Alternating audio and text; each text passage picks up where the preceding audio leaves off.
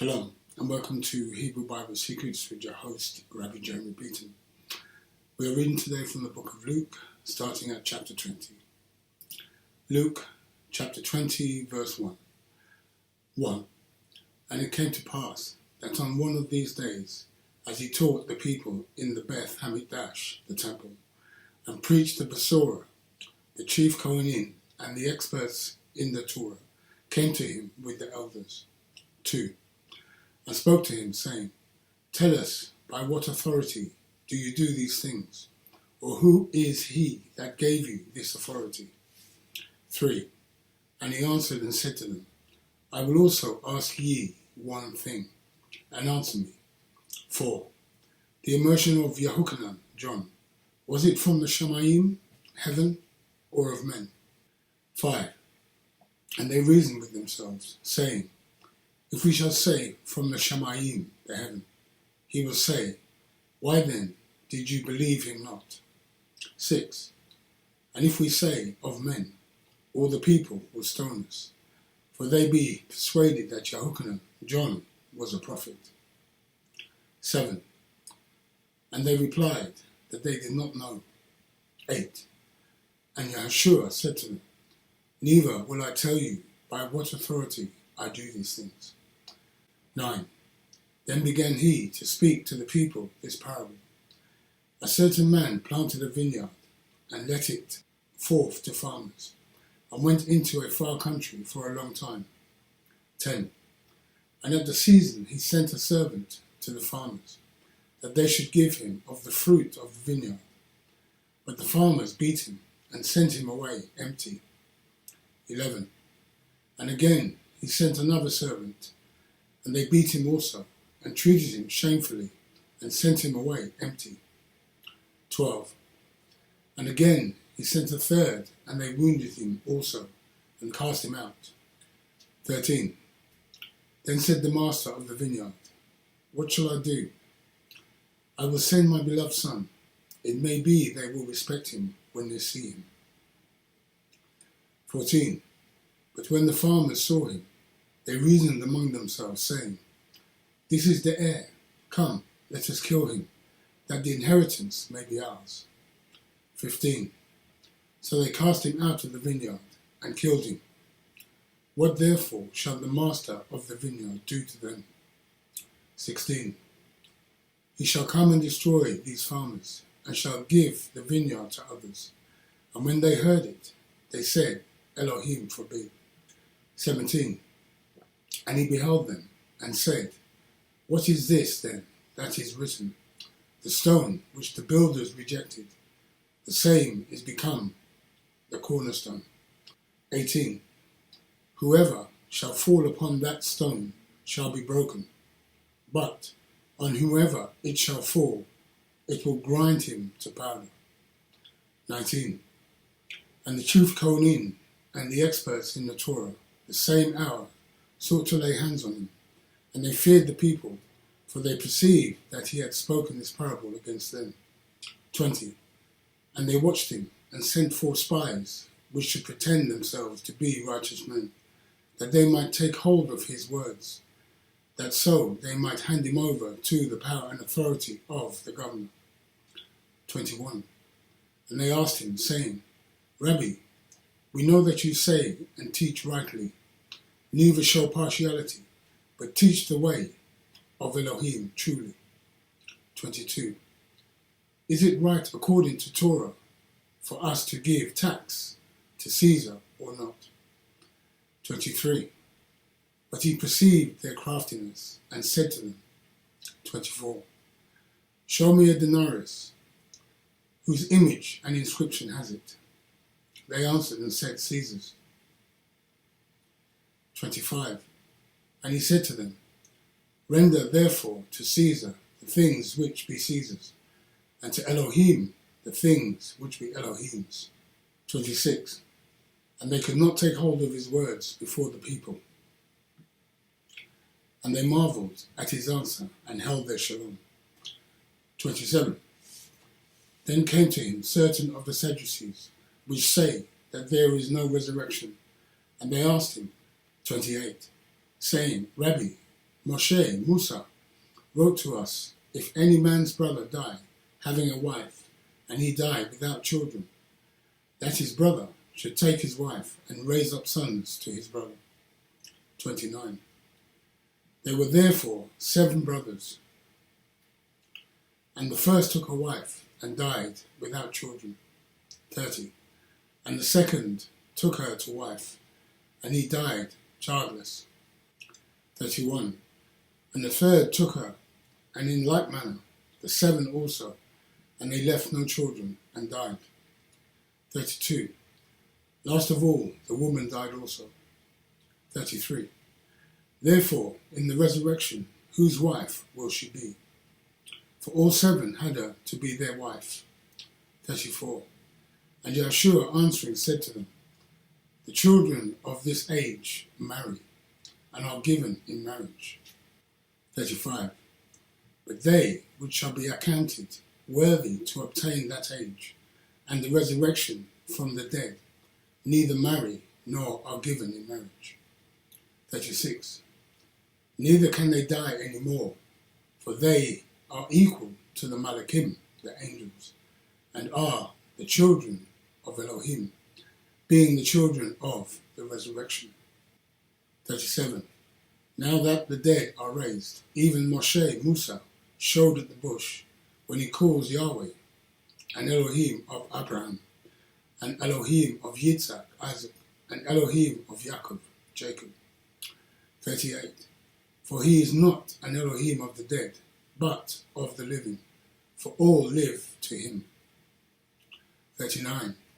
Then certain of the experts in the Torah answering said, Rabbi, you have said well. 40.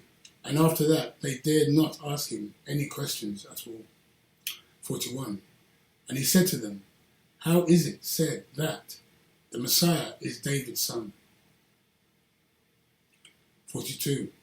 And David himself said in the scroll of the Psalms, Yahweh said to my master, Adon, Lord, sit on my right hand. 43. Till I make your enemies your footstool. 44. David therefore calls his master Adon, Lord. How is he then his son? 45. Then in the audience of all the people he said to his disciples, 46. Beware of the experts in the Torah, which desire to walk in long robes, and love greetings in the markets, and the highest seats in the Kohanim, and the chief rooms at feasts. 47. Which devour widows' bedroom houses, and for a show make long petitions, the same shall receive greater judgment. Okay, so that now brings us to the end of Luke chapter 20. So let's have a look at some of the footnotes in Luke chapter 20. Okay, so the first footnote we have is in verse 5.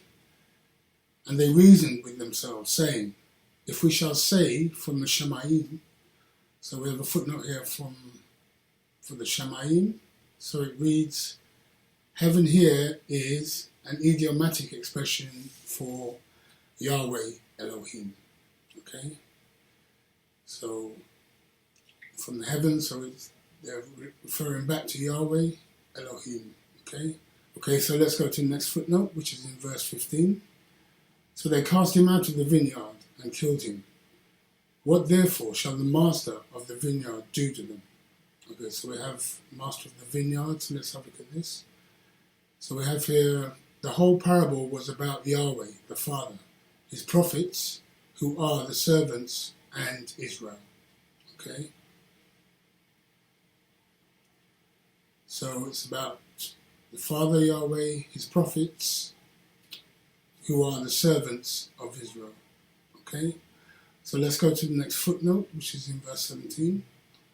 And he beheld them and said, what is this then that is written? The stone which the builders rejected, the same is become the cornerstone. Okay, so let's have a look at this cornerstone. So here we have C footnote in Mark 12 and 10. Okay, so let's have a look at Mark 12 and 10.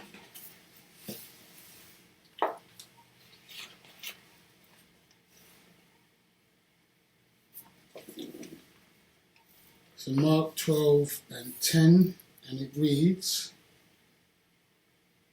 "And have you not read this scroll? The stone which the builders rejected has become the cornerstone." So we've got a footnote for Cornerstone, so let's have a look at this. So we have here from Tefillin, Psalms 118, 22 to 23. So let's have a look at Psalms 118, 22 to 23.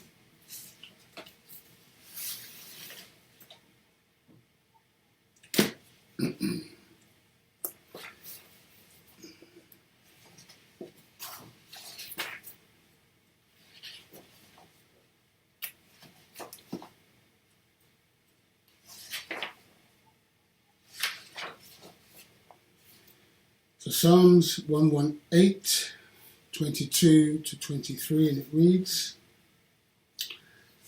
22. "The stone which the children despised has become the cornerstone." 23. "This is Yahweh's doing. It is marvelous in our eyes." Okay, so we have a footnote here for Cornerstone.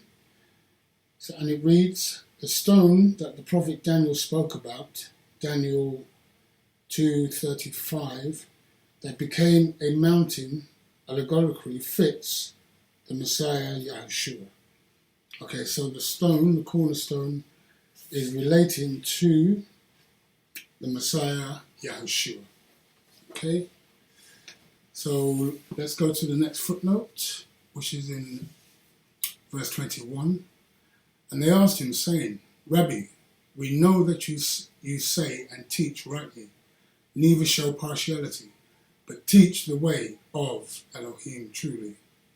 So we have, but teach the way. So let's have a look at this, teach the way. So we have here is the reference for the way to the Torah again, which tallies with the one in John 4:14 and 6. Okay, so the way is talking about Torah, okay, keep the commandments. The way is relating to Torah. Well, let's have a look at John 14 and 6. So John 14 and 6 reads, "Yahushua said to him, I am the way, the truth, and the life. No man comes to the Av, the Father, but through me." Okay, so let's have a look. We have a footnote here for "I am the way." So let's read this. So the way here means Torah, pointing back to written Torah in Genesis 24:40, Psalms 1 and 6, Psalms 2 and 12, and Psalm 18 and 13. Another way to look at this is "I am Yahweh." Okay, so let's have a look at some of these footnotes here. So we have Psalms 1 and 6. Let's have a look at that first.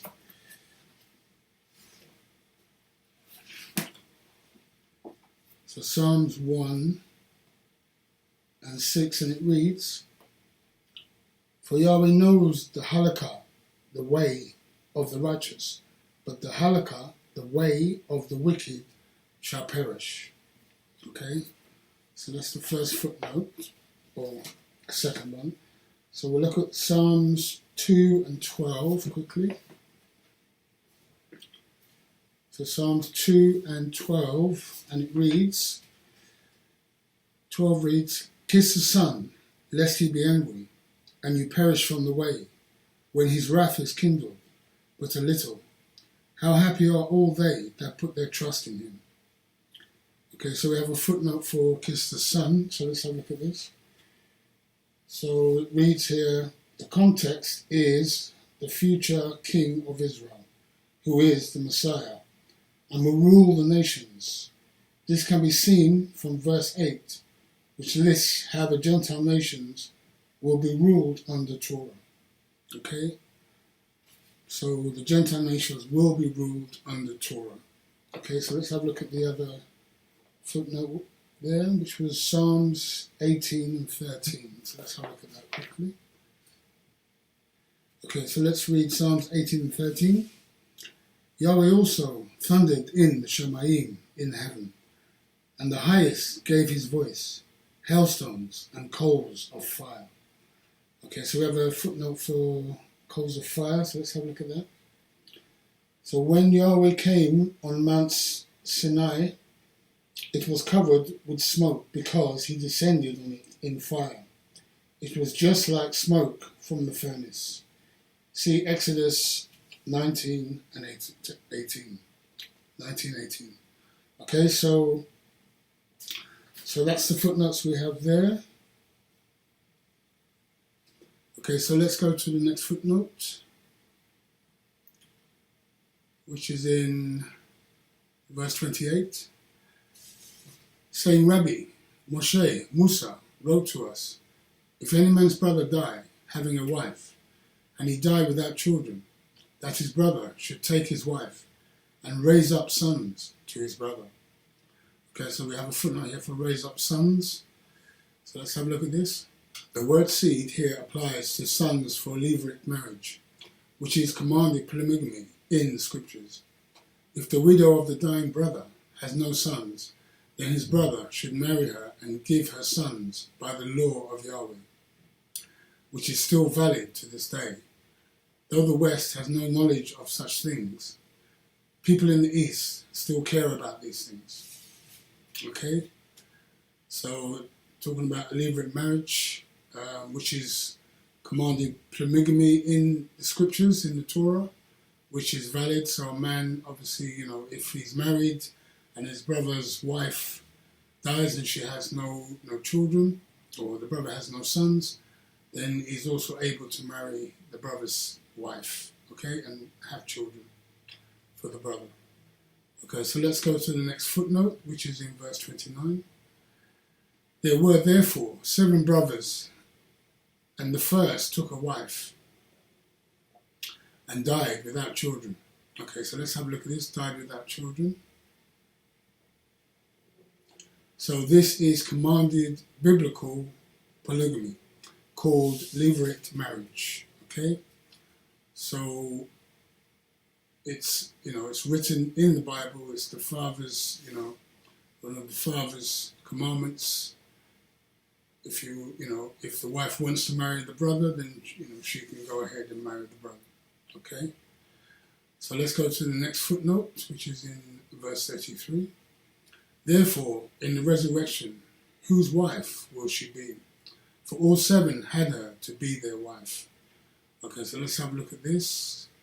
So there's a footnote here saying, read Mark 12:21. Okay, so let's have a look at Mark 12:21.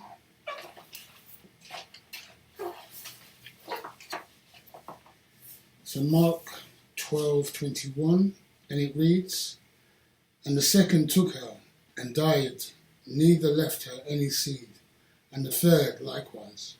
Okay. So, and the second took her, so let's have a look at this. We've got a footnote here. So levirate marriage is commanded polygamy. When a brother died, the other brother would take the widow as his wife to raise sons for the dead brother, which is in Deuteronomy 25:5. Many in the East still practice this commandment, as it is still valid today. Okay? So if you want to learn more about the levirate marriage, go to Deuteronomy 25:5, and you can read up on it a bit more there. Okay, so let's go to the next footnote, which is in verse 35. But they which shall be counted worthy to obtain that age and the resurrection from the dead, neither marry nor are given in marriage. Okay, so we have a footnote here for resurrection, or nor are given in marriage. So let's have a look at this. The question was asked in the resurrection and not after the resurrection. Only at the point of resurrection, as the phenomena will last a few seconds, and there shall be no marriage in those few seconds. 1 Corinthians 15:52 mentions the resurrection lasting a few nanoseconds. But when the righteous people land with their feet in Jerusalem, there will be marriages taking place. Patriarchal marriage will be fully restored in the kingdom, which is mentioned by Isaiah 4:1 as a valid choice alongside monogamy. There, people will be having children in the 1,000-years kingdom. Isaiah 65:13-25. Yahweh's people will produce children in the millennium and will be able to eat, drink, and live forever. The bodies of the righteous believers will undergo changes on the 10th day of reign, when the seas are removed. Until that time, we will be able to eat, drink, and enjoy our life as we operate the temple in Jerusalem, in Israel, our nation. Okay, so some lovely things to look forward there. So let's have a look at some of these footnotes. So we've got the first footnote, which is 1 Corinthians 15:52. So let's have a look at that. In a moment, in the twinkling of an eye, at the last shofar, for the shofar shall sound, and the dead shall be raised incorruptible, and we shall be changed. Okay, so we have a footnote for we shall be changed.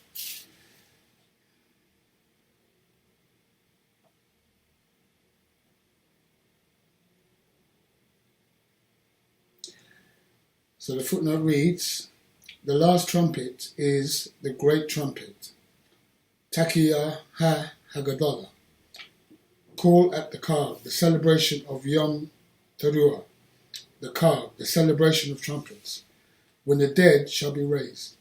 The Rabbim knew that the blast alluded to set apart kindness, strict judgment, and mercy.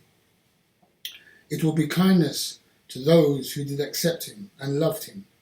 It will be mercy to those who still are alive and can accept him, and judgment for those who still refuse. The shofar will be a wake-up call to the world, to those who did not repent yet. But to others who are dead, they will have no chance to go back, while the others who died in belief will now have the opportunity to serve Yahushua in fullness. Note, Yahushua's return is just before Passover, while many others believe it will be on Yom Teruah. Okay, so Messiah's return will be just before Passover, so, and not on the Feast of Trumpets. Okay.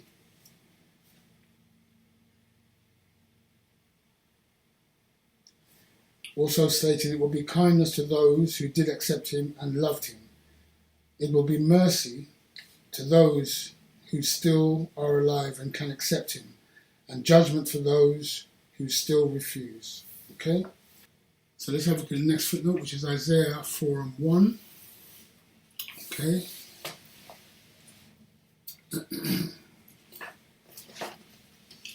So Isaiah 4:1.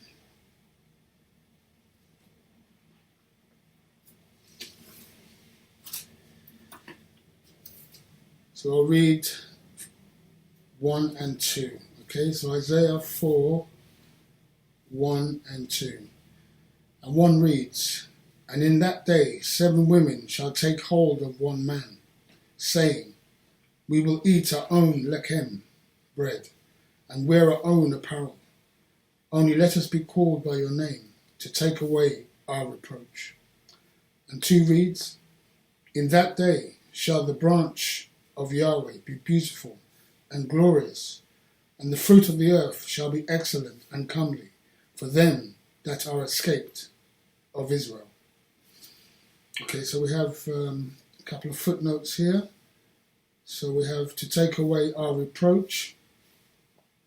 So it reads, in the end days, because of wars, there will be a huge surplus of women, and 7 women will be married to one man. This is biblical accepted polygamy, and not an allegory, as some deliberately try to hide the Israelite lifestyle and corrupt it with their Western Greek serial monogamy.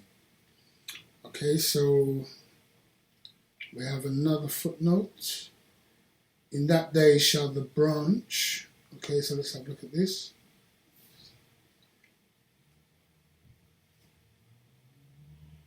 So the branch, this is the symbol of the King Messiah.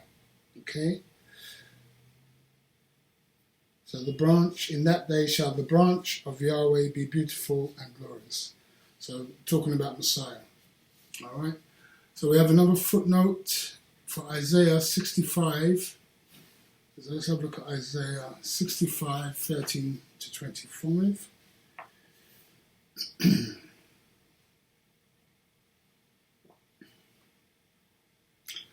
So Isaiah 65, 13 to 25, and it reads, Therefore, thus says Master Yahweh, Behold, my servants shall eat, but you shall be hungry. Behold, my servants shall drink, but you shall be thirsty.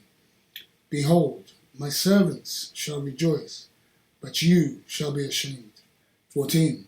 Behold, my servants shall sing for joy of heart, but you shall cry for sorrow of heart, and shall howl for vexation of ruach, spirit. 15. And you shall leave your name for a curse to my chosen, for Master Yahweh shall slay you, and call his servants by another name. 16. That he who blesses himself in the earth shall bless himself in the Elohim of truth. And he that swears in the earth shall swear by the Elohim of truth, because the former troubles are forgotten, and because they are hid from my eyes. 17. For behold, I create a new Shamayim, a new heaven, and a new earth, and the former shall not be remembered, nor come into mind. 18. But be you glad and rejoice forever in that which I create. For, behold, I create Jerusalem a rejoicing, and her people a joy. 19. And I will rejoice in Jerusalem, and joy in my people. And the voice of weeping shall be no more heard in her, nor the voice of crying. 20. There shall be no more there an infant of days, nor an old man that has not filled his days. For the child shall die 100 years old, but the sinner, being 100 years old, shall be accursed. 21.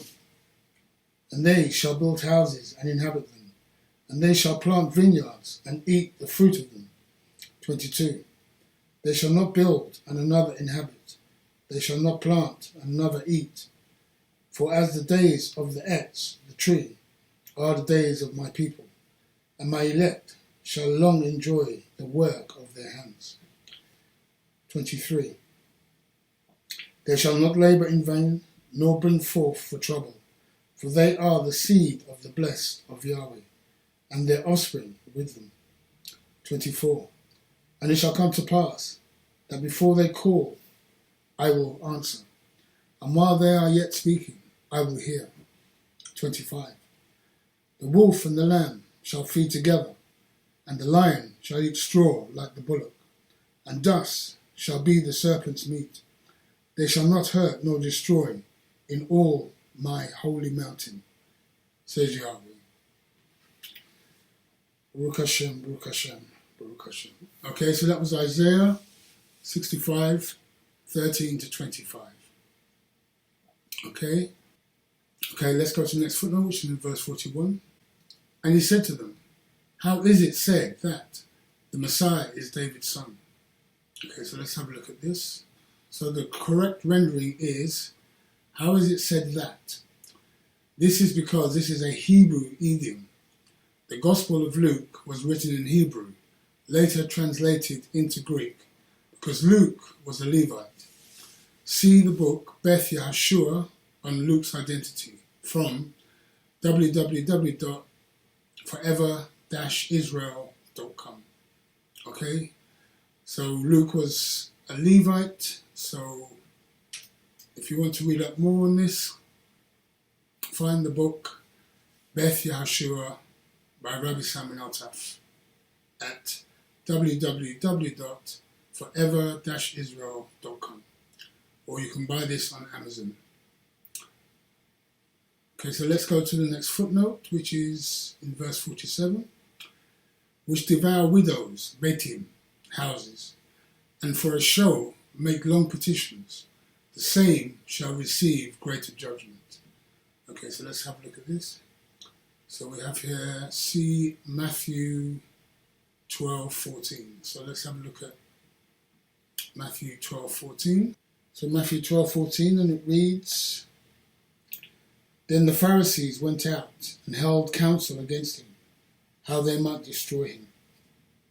Okay? So it was the Pharisees who were doing all of these things, devouring widows, Bethlehem houses, and making a show, long petitions. So it's saying here, they shall receive the greater judgment. So that now brings us to the end of Luke chapter 20. So I thank you for watching, and I hope to see you on the other side. This is Rabbi Jeremy Beaton saying, thank you for watching. Shalom, shalom. Baruch Shem, Kivod, Malkuto, Leolam Va'ed.